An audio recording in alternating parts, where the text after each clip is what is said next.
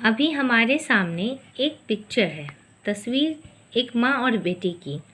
माँ अपने बेटे को समझा रही है, कह रही है कि बेटा परीक्षा आ गई है, अब लिखकर अभ्यास करना शुरू कर दो, पढ़ने के साथ साथ लिखा भी करो।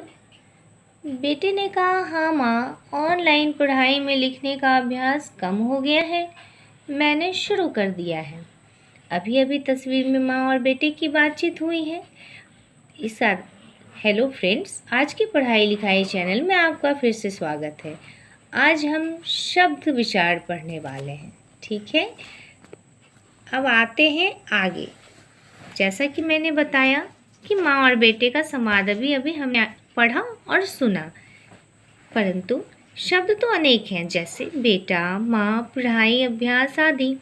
इन सभी शब्दों का कोई ना कोई अर्थ है। प्रत्येक शब्द वर्णों के मेल से बना हुआ है। वर्णों में स्वर और व्यंजन शामिल हैं। यदि इन शब्दों में वर्णों के स्थान परिवर्तन कर दिया जाए तो वो शब्द नहीं कहलाएगा। जैसे बेटा को अगर टाबे कह दें या मैंने को ने मैं कह दें, तो क्या ये तो वर्णों के मेल से तो बना हुआ है, पर क्या इसका कोई अर्थ प्राप्त हो रहा है? नहीं। अतः कहा जा सकता है, या हम इसकी परिभाषा ऐसे दे सकते हैं कि दो या दो से अधिक वर्णों का सार्थक मेल ही शब्द कहलाता है।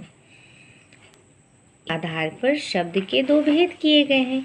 जब शब्द तो कहला गया कि दो और दो से अधिक वर्ण मिले तो सार्थक शब्द जो हुआ, जिसका कोई अर्थ हुआ, वो शब्द कहलाया। अब शब्द के भेद कितने हैं? तो शब्द के दो भेद हैं। पहला है सार्थक और निरर्थक।